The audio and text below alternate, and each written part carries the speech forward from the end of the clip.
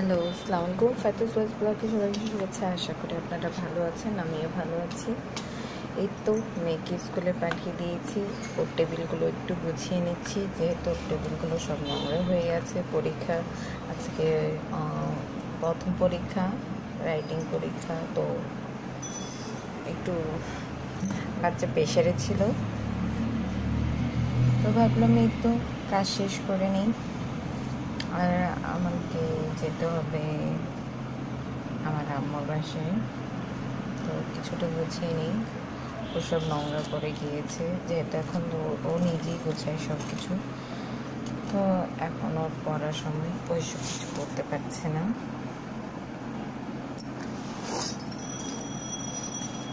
আসল জিনিসটা দিতে ভুলে গিয়েছি ওকে যখন সব গোছাচ্ছিলাম।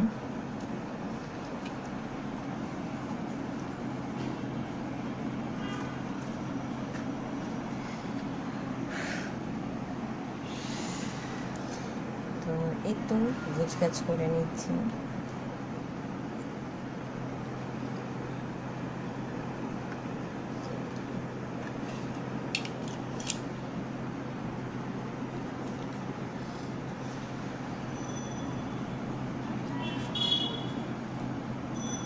ও কিন্তু এইসব নিজের হাতে তৈরি করে, খুব সুন্দর বানায়।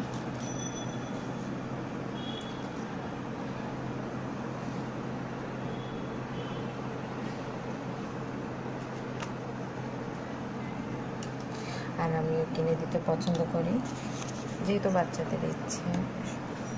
বাচ্চাটা কিছু করতে চাইলে তাদের উৎসাহ দেওয়া উচিত, আমি এটা মনে করি। তো আমি উৎসাহ প্রায় দিয়ে থাকি। আমি ওর জন্য সব কিছুই করে থাকি। ওর যা ভালো লাগে আমি সেটাই দিয়ে থাকি।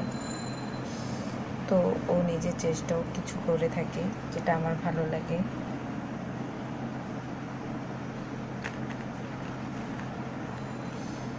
ওর প্রচুর কালার, তো যখন তখন যে কালার পায় ও ইউজ করতে থাকে।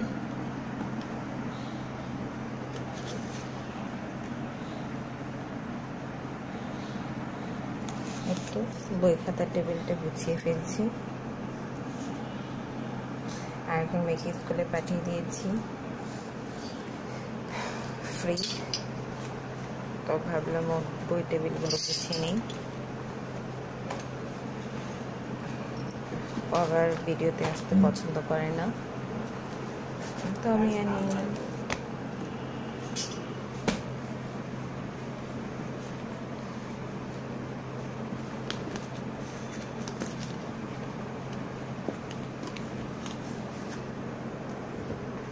এসব নিজে আর্ট করে, এসব ও খুব সুন্দর আর্ট করে, দেখতে পাচ্ছি।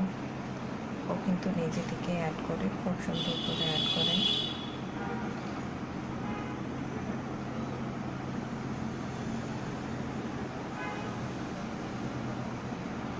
খুব সুন্দর আর্ট করে, ও নিজে আর্ট করেছে এসব।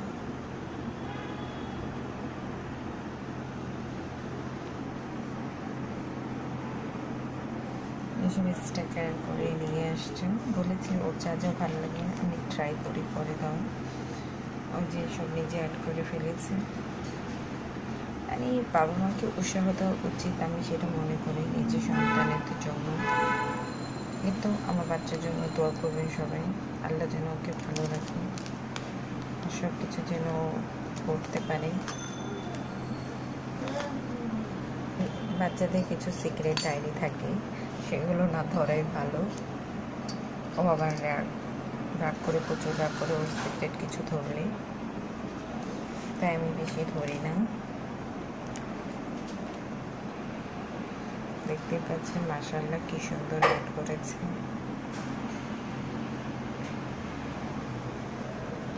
গ্রামের দৃশ্য আর্ট করেছিল, খুব সুন্দর হয়েছে।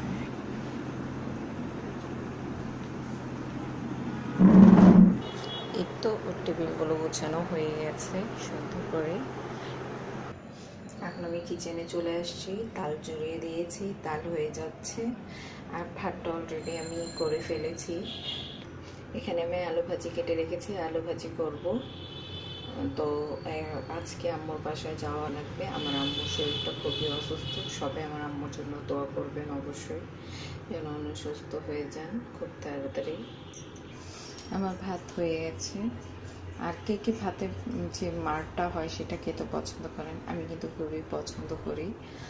তো আমি যে রেখেছি মারটা, এটা একটু খেয়ে নেবো। যখন নিচের গাঢ়টা থাকে সেটা খেতে আমার খুবই ভালো লাগে।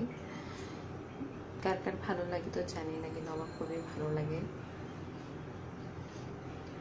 তো এই তো মেয়ে বলেছে, মেয়ের যেহেতু এক্সাম, তারপরও সব কিছু মেনটেন করে মেয়েটার নানু বাসায় যাবে। তো ভাবলাম ঠিক আছে 2 ঘন্টার জন্য নানু বাসা কি দেখে নিয়ে আসি নানুকে। এই তো আমার রান্না বান্না করা শেষ প্রায়। আমি নাস্তাগুলো দিয়ে দিয়েছি, প্রায় 2 রুটি মেখে দিয়েছি। আর হয়েছে হাজব্যান্ডকে রুটি দিয়ে দিয়েছি। এখন শাশুড়ি মা ওঠেননি, তো উনি উঠবেন, উঠে উনি খাবেন। আর এখানে শাশুড়ি মা মগ বানানোর চেষ্টা করছেন পাকা আমের। আমি এখন তো বৃষ্টির সময় করা যাচ্ছে না, তো উনি চুলার পাড়ে দিয়ে রেখেছে চুলার নিচে, যেন এটা শুকিয়ে শুকিয়ে আস্তে আস্তে আমর তৈরি হবে। আল্লাহ হাফেজ, সবাই ভালো থাকবেন, আমাদের জন্য দোয়া করবেন।